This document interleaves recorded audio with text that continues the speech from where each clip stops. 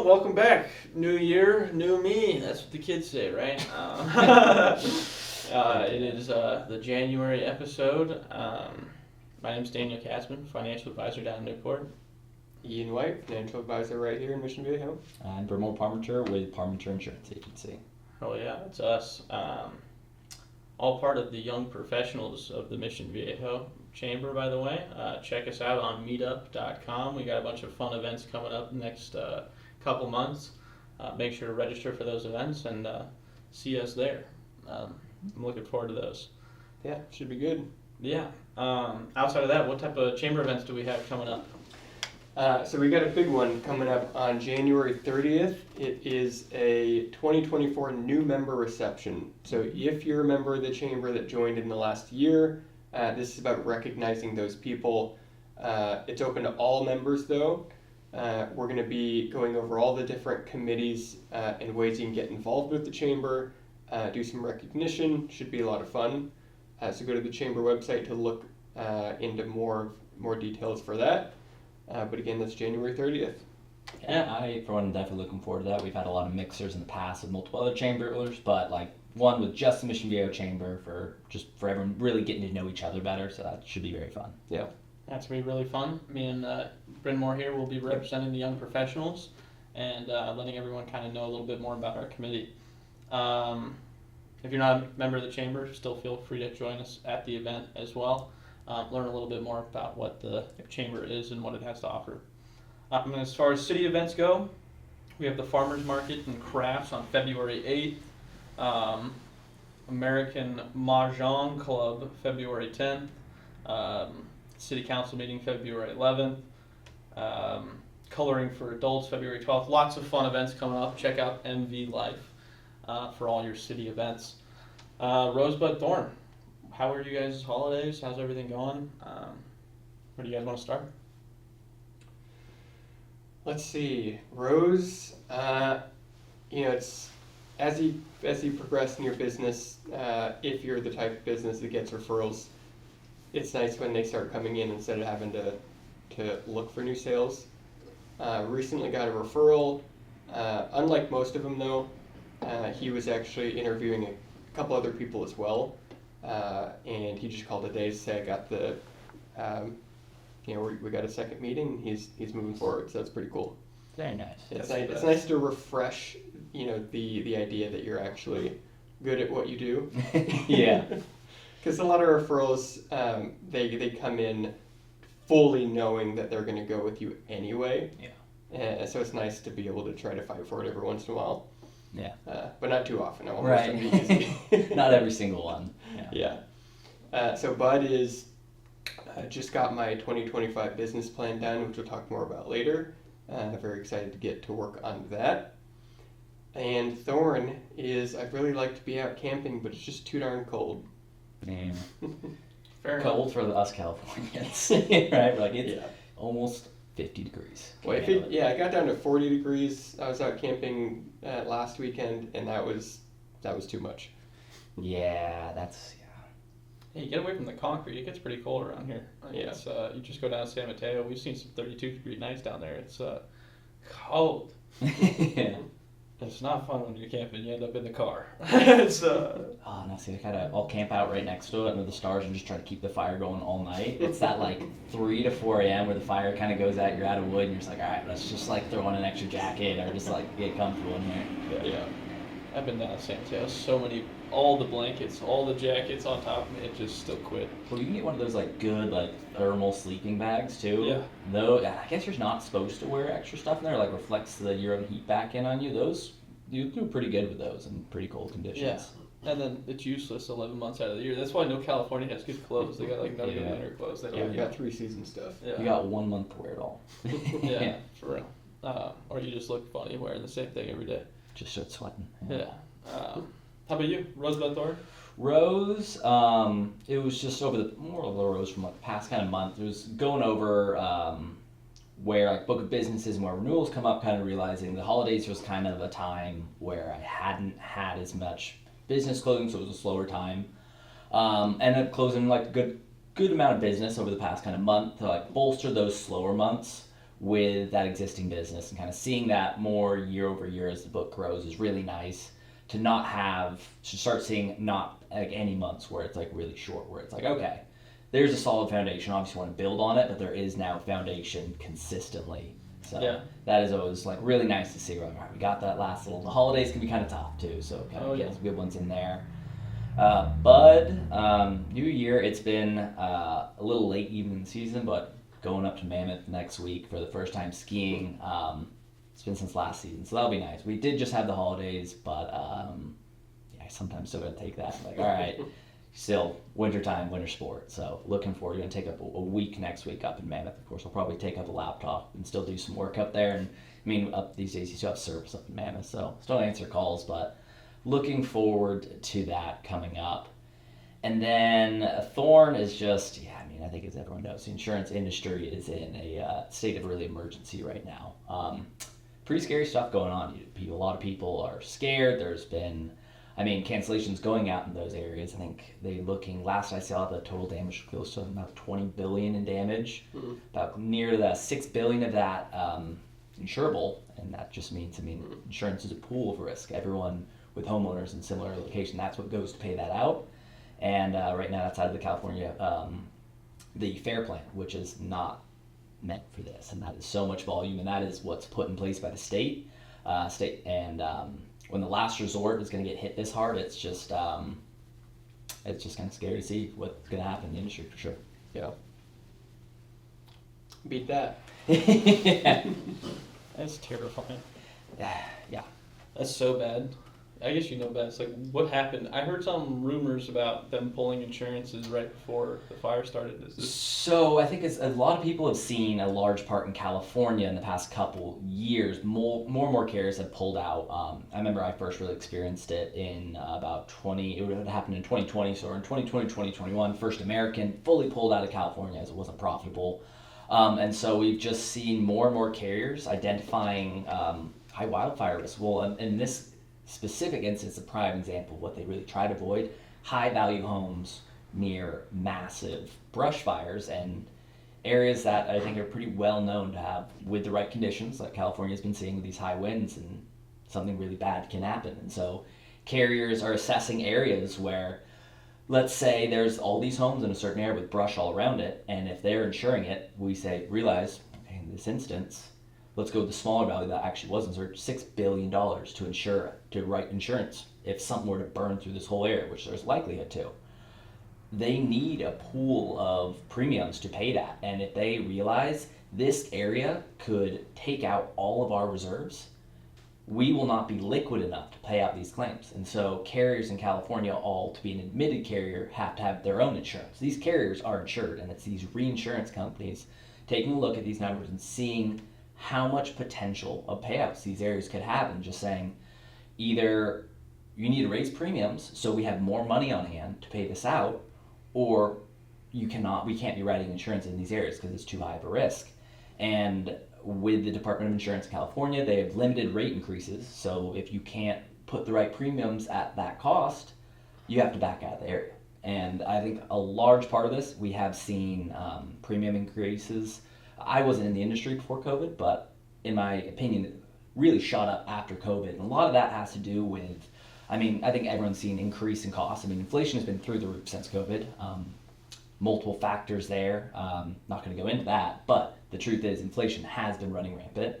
Home values tied in with that cost of construction are going up. So you have people whose homes have increased 100%, 200%, 300% in certain areas over 5 years. And so you're going to see those premium increases have to jump with that. And it just seems like we're having more and more large-scale disasters. I think in the previous podcast, we'd actually talked about multi-billion-dollar insurance disasters that happened, and how that rate has gone up to like over 20 per year from where we were like below 5. And so this is just another example of that. Not only are we seeing more billion-dollar incidents, we're seeing more multi-billion-dollar incidents. And it just puts more and more strain on the carriers. Obviously, there's things other than raising premiums that we could get into, is certain people getting paid vastly more than other people. But that's really the point, is that because of what's in place and being in place, these extraordinary high-valued homes, in dangerous areas in California, it's known for wildfires. It's just, that is the key issue. It's insurance. The money has to come from somewhere, and that's everyone else putting in money. That's your premiums. And so when certain areas, there's a lot of areas like that too in California where, I mean, even we're local in Mission Viejo, like areas like Foothill Ranch with all the brush around there. If all those homes burned up, I don't know, like billions, but it's hundreds of millions of dollars worth of things, and we're just seeing more and more happen. And these carriers have to pay that out and then recover. And when you have to recover from big losses, there's a point where you look and say, do we stick in here and raise premiums and try to get our money back, or cut your losses and just try to step away from it? So. Yeah, it kind of makes me think of, the hurricanes in Florida. Like if insurance companies got out before hurricanes, like, oh, did they know? It's like, yeah, they knew. Hurricanes come through here every single year, and it's too darn expensive. And honestly, a lot of these people shouldn't even have homes here, which isn't their fault. But no, but there should be places that are just too dangerous to have homes. But we're ants. We got to be everywhere at all times. Exactly. And so we have to take into look, well, if we're going to continue living in these areas, well, what needs to change? Do we need to start looking into changing building practices so all homes aren't built out of so much wood and lumber? So, well, then it goes into looking into construction.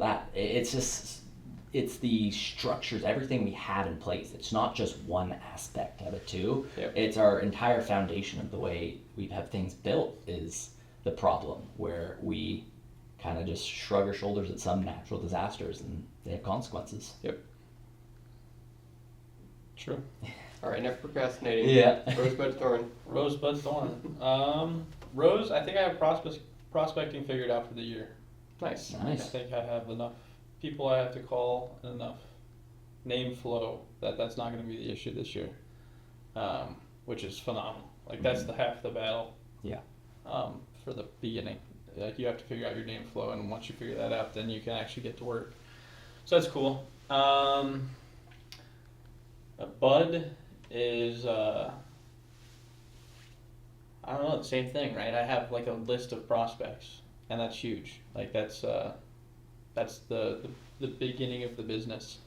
So my bud is that, and then my thorn would be winter break is over. It's back to work. It's I feel like I got a thorn in my side. Like, I'm ready to go. So it's exciting. Yeah, there we go. Rosebud Thorn. Let's get into business goals. Let's do it. For me personally, my business goals are 5 401ks with over 20 participants, and hitting executive council by the end of June, and getting my 65. Those are my 3 main business goals, and if I can accomplish all that, that'll be huge. What about you? Yeah, mine is, so at the end of the last couple, about last 6 months of the year, I gave myself a goal of like a certain amount of new business I wanted to write. So I hit that, and I kind of had some extra room on that. And so coming into this new year, I decided, all right, so for the next 6 months, obviously double it, and then let's just kind of, from the original goal, let's just triple that original goal. So kind of have just a goal in mind for the entire new year of new business wanting to close. Kind of have some good relationships I've cultivated that I think for referrals, but also do want to start doing some new stuff. Taking those steps of getting into it is always tough, especially when you already have being busy doing like where you're at. So I'm like trying to balance, all right, like when to find the time to like, all right, let's forge into like some new niches and some new relationships and stuff like that. So yeah, I think the biggest thing is going to be trying to find a balance everything in the new year and just take on a little bit more though. Just because it's like, all right, we're gonna find the lulls and stay busier and stay more productive on things that actually matter rather than just kind of spinning the gears on certain stuff. I feel that so much. Like, I feel like the past 2 years, all I've done is just spun my wheels, and you have to. You got to figure out what works, and that means doing a lot of things that don't. Yeah, even a drag car does a little burnout before it hits the track. You know what I mean? So yeah, it's oh my god, all the random stuff you get involved with when you're first trying to hit the scene. You're and for me, it's a lot of like kind of just organizational stuff too. Sometimes with accounts, like you finish it, you close an account, you're like, this is awesome. Kind of like finish writing it down. Like I have a whiteboard to write kind of like close business on, and kind of like, all right, and then something else comes in so quick. You're all right, on to the next thing. But it's like, if I just spent 5 to 10 minutes, like, all right, going through, organizing everything. So like, all right, well, here's all the information that we talked about on today. Let me put this in documents.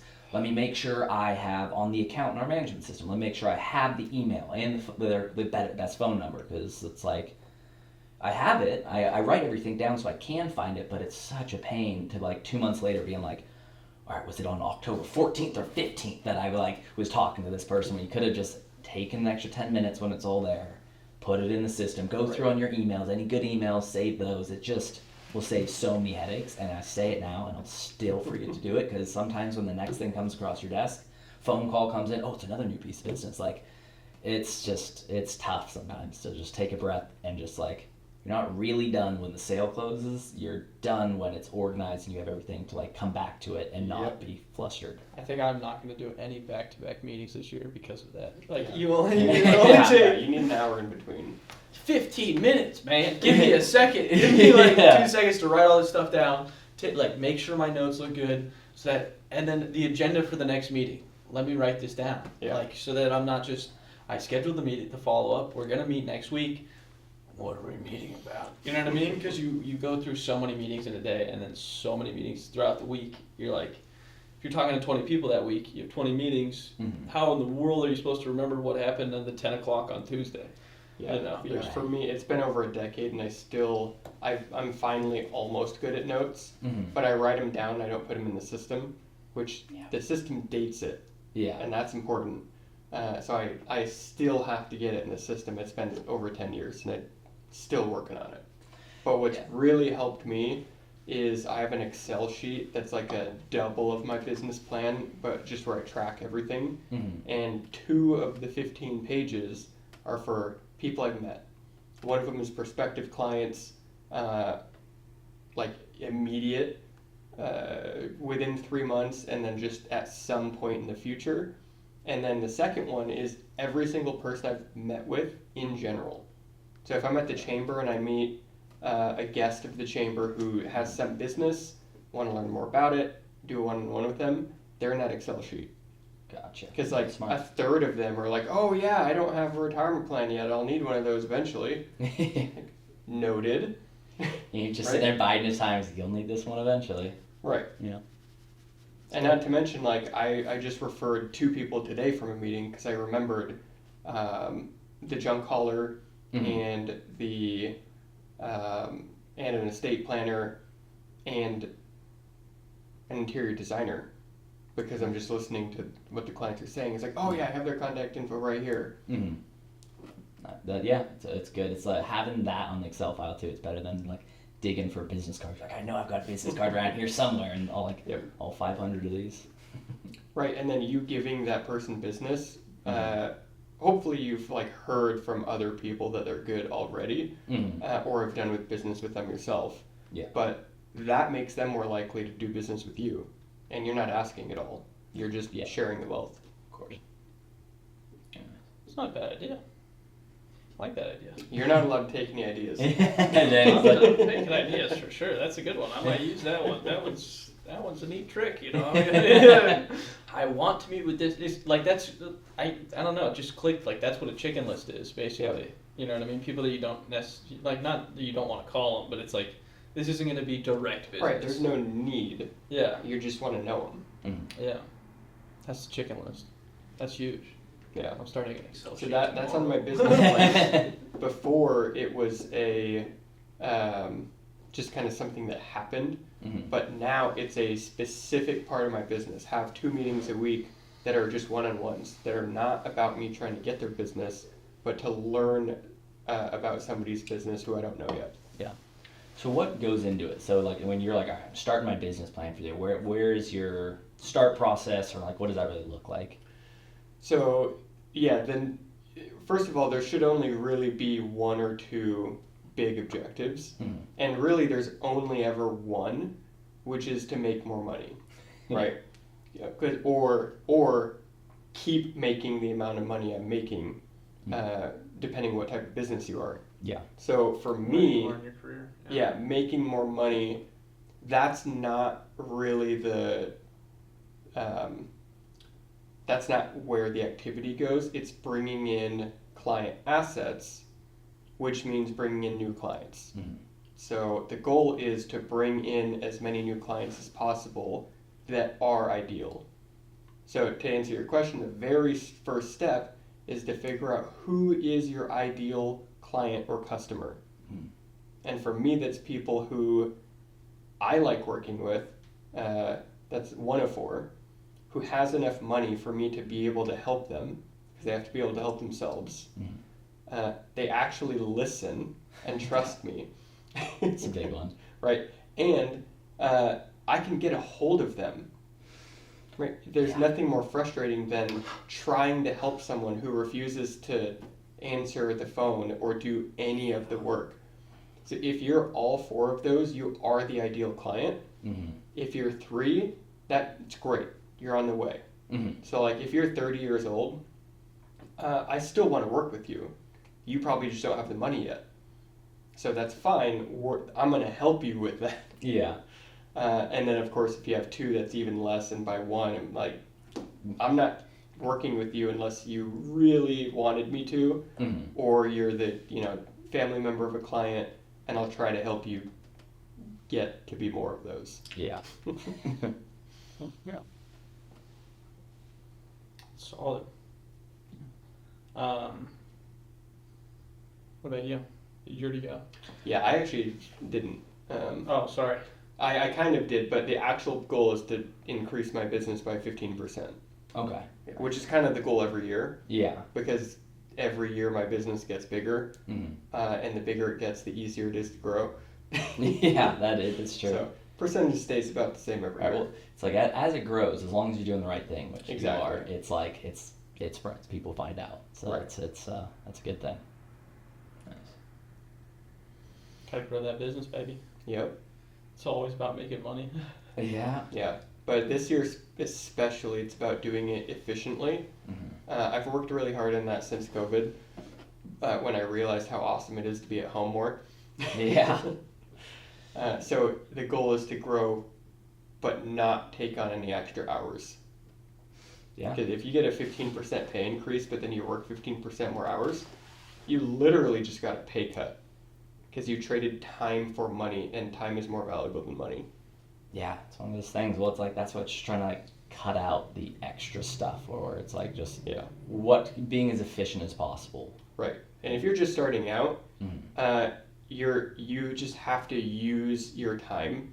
It's extremely inefficient to be prospecting for clients, but that's what you have to do, and it works. Mm-hmm. So you're going to have to spend 10, 12 hours a day doing something you don't want to do.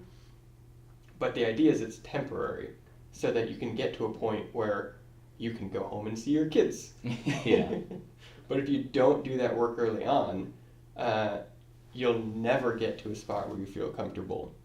Yeah. To build balance, you need to be imbalanced first. I think like a large part too, as you're kind of building up your career, I feel like you find the right relationships with the people Yes. you work with too, and just find people that have similar work styles as you, or just get the job done. Because sometimes that's going to happen in work, where you're going to find some people where it's like, don't know if it's just how we work, we work on different time schedules or something, but things are not getting done. There's just some disconnect here and then, and sometimes just finding someone else where it does get done is what you have to do. So Right. And then make friends who do that in different industries. Mm-hmm. Because I've read somewhere, don't be the only successful person in your group of friends, because when you try to share that success, it sounds like bragging. Yeah, But that's true. when you surround yourself with successful people, you're just sharing your day, and they all have something to share as well, and we're all excited for each other. Mm-hmm.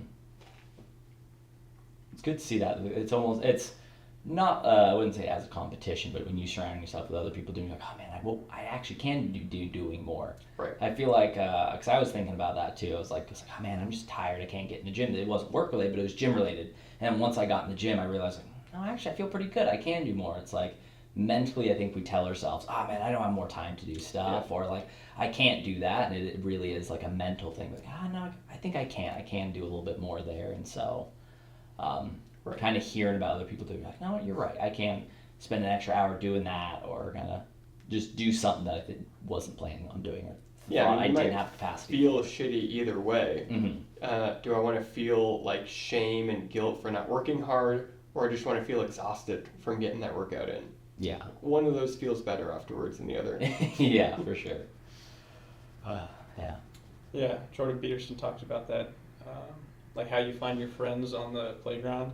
Yep. It's it's like all jumping towards a flag post, and where you catch on is where, you know, the hand below you and the hand above you are the people you're going to be most friendly with, because they're, you know, equal competitors or whatever.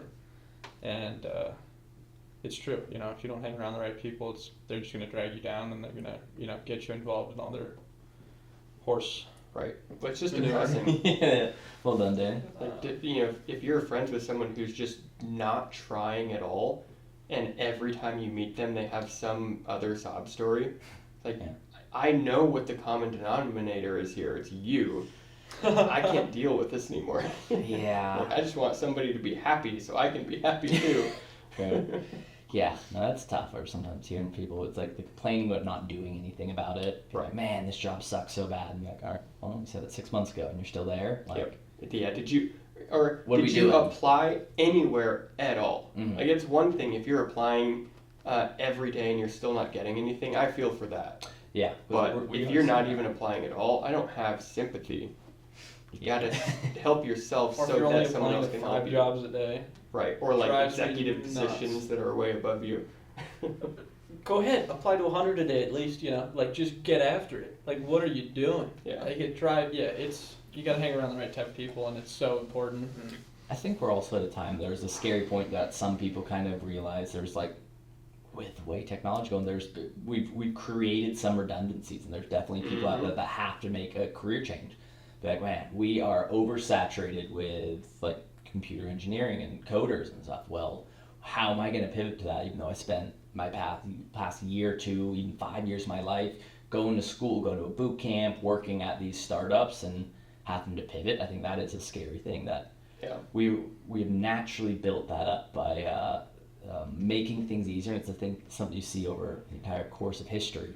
You have an industry, and then we make it vastly easier, and a lot of people have to switch and pivot, and it's a scary thing a lot of the time too. Like, I think it was like sometimes like the sewing machines were created. It completely, it's like a minor thing for us now, but it completely, from an efficiency scale, changed it, and we're seeing that with things like AI, just being able to, might not be as much like, it's not a personal touch to it, but certain times it's like, all right, if you just need massive amounts of code written out, you can just have one person overseeing artificial intelligence doing it. Why hire 20 different people that can make mistakes? But it's like, the efficiency causes major changes, and so I think that is a scary point for people, and kind of finding those switches that you can still stay in the industry but kind of pivoting. And so, but I definitely feel for those, because that is a really tough spot for sure. That sucks. Yeah, it shows wrong. No, I'm just kidding. That's a tough. That's so horrible. I freaked out. We freaked out on a podcast about that one time about like. You freaked out. Yeah. Well, then you gotta power through, I guess. Well, just if you've worked really hard to achieve some sort of goal, even if you fall short or the goal disappears because, you know, like the job doesn't exist anymore, you just prove that you can work hard and learn something. Yeah. So use that and be confident in the fact that you can do it again. Now, I mean, it obviously sucks. Yeah, but what are you gonna do? Just lay down? Exactly. We got to keep moving forward. Yeah. Pull yourself up by your bootstraps, baby. Come on. Oh. All right. Well, it'll be interesting to see, because I think we've talked about in the past. Are we going to get to that point where we solve so many things, we make things so efficient that so many people are like, well, do we not have to work? What are we going to do? That'll be scary too. We're gonna have to work really hard to figure out how to not work. Yeah, work our hardest to find out how to have people not work, and then what are you gonna have people do? Because we've done experiments on mice, and I think a couple other animals where we say, let's give them a utopia. They have everything, they get drugs and food, And yeah, without anything to fight for, they go insane and murder everyone. When there are no problems to solve, we create our own. Yeah, I mean, I think we see a lot of that in our own culture today, where it's easy lives give crazy ideas. Yeah, I don't know how much. San Francisco, I'm Oh, talking to there you. Yeah.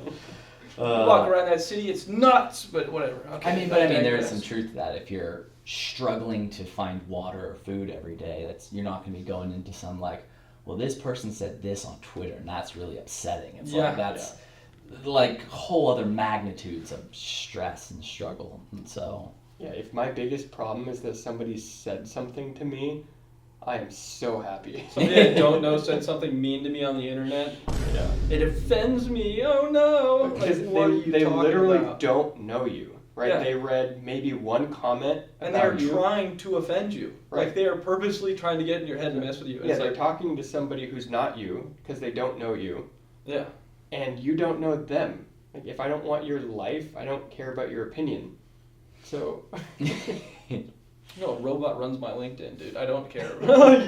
After Danny got slapped on the wrist too many times, he said, "All right, no, I'm not on the LinkedIn anymore." No, dude, they shut me down for adding too many people. I haven't added a single person since they let me back on.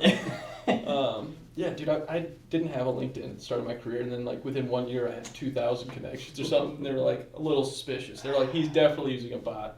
But no. Even LinkedIn at this point now, it's super saturated. It's I'm sorry to everyone, but the LinkedIn influencers is just, I can't do it, man. I can't see how you can relate some experience at the coffee shop to and how this goes into prospecting, or I don't know. And I get it, they found their niche and it works, but I don't know. LinkedIn to me was when I remember first getting it, all right, let's do this professional business thing, and now I just see people arguing about politics, and then it's really?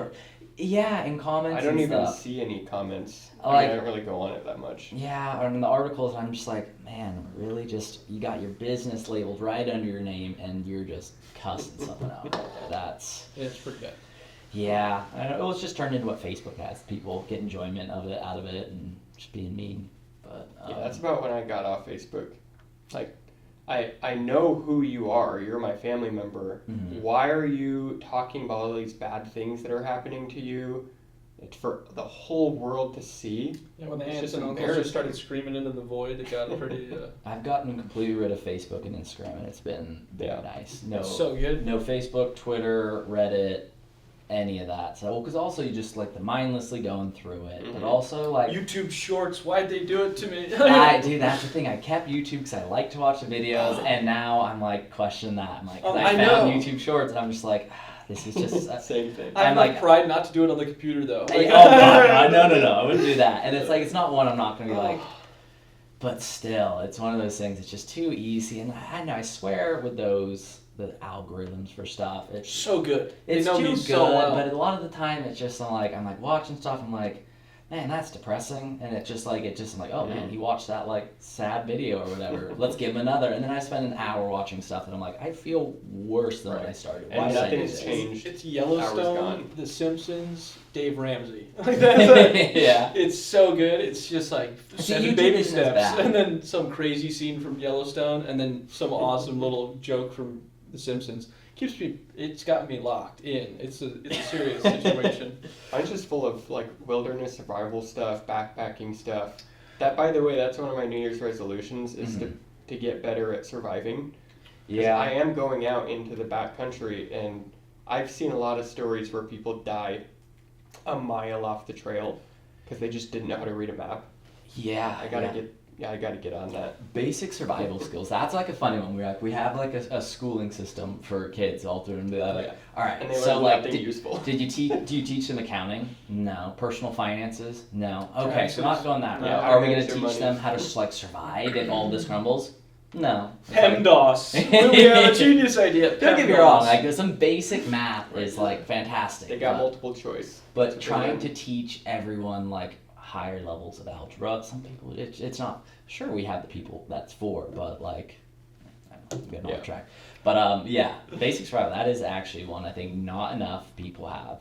I know for myself, definitely don't have Right. like in that more than those. Like I know a couple things here and there, like You ain't never been hungry in the woods, boy.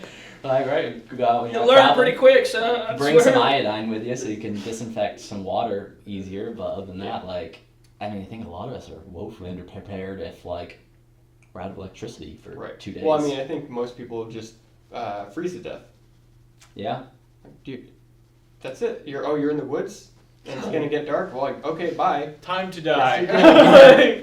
We're in like a couple years. We're just gonna a podcast. I was gonna come out. We're just gonna go out to a stream. And Ian's gonna be out there with just a string and a hook. And he's like, I got 5 fish today. Giant beard. Yeah. He's been out there for a while. He's like, things that Edward Jones didn't work. No, see that's the dream. You get the kids in early. The kids take over the practice, and Ian's out fishing. No. I'm fishing, and then all of a sudden, like, I'm on a call. Yeah. Oh yeah, I think it's actually a great time to buy that. You have one of these crazy Bluetooth headphones going on. There you go. That'd be great. Yeah, but I mean, just something as simple as I was camping in Catalina, and then a herd of bison came into the Oh, yeah, you campsite, said that Oh, story. yeah. That's so nuts. and we didn't know, are we supposed to be quiet and chill and just let them leave, or should we be loud to make them leave? Like, we didn't know if being loud would aggravate them, and no, it turns out, yeah, if we're just loud, we could have saved 2 hours. I'm just sitting there scared. Yeah, Well, because you never know. I mean, because we didn't know. Even I difference would've between like walked away. a black bear and a brown bear. Exactly. Where it's like one of them, Brown they bear yell just at. done. Yeah, like with the black yell at a black bear, it gets scared. Do that at a brown bear, it's like, cool, I'm eating you. Yeah. Nice. Oh, thank you. you're a threat. Okay, I got my kid over here. You done. Yeah. Oh, that's it too. I think either or. Yeah, they have the cub with them. It's gonna be not fun. Yeah. And that is why we have people working behind desks, so we don't have to fight bears. Exactly. Well, carry a gun, kids, and carry a big lighter. I don't think a gun's gonna help In against a bear. the right situations, Yeah, my 12 and you gauge can is legally pretty carry tight it, the pad. gun is fine. Yeah, no, I mean in the woods. I mean if you're going No, out in I'm the woods. totally open to it. I don't bet on me in that situation. Yeah, I think not. I wouldn't. Most people The versus reason I wild would, animals nuts. right, the reason I would carry a gun on the trail is against other people. That's Yeah. all I'm worried about. Yeah. I could hit a good squirrel. That'd be good dinner. There you go. Birds, Chuck in the forest out around us. One thing I want to talk about before we wrap this thing up is young professionals. Yep. So we have some events coming up. Make sure to check out the meetup. We're going to be doing some more stuff with that this year. So make sure to be on the lookout. And if you want to get involved, like please come on the 30th. And we'll be starting a social media page here soon. And the link will be in the bio. We're gonna have a TikTok account for the 1 week that'll still be functional. No, we're not going TikTok. We're gonna go. Tune in on TikTok to see Danny doing the Renegade. It'll be fantastic. I didn't sign up for that. No, but yeah, the Young Professionals is gonna be a group again. We've we started last year, and we're really gonna get after it this year. And yeah, I'm looking forward to it. So I hope you guys are too. Make sure to check it out. And I think that's a wrap, boys. Yeah. Yeah. Cool. See you guys next month. Have a good one.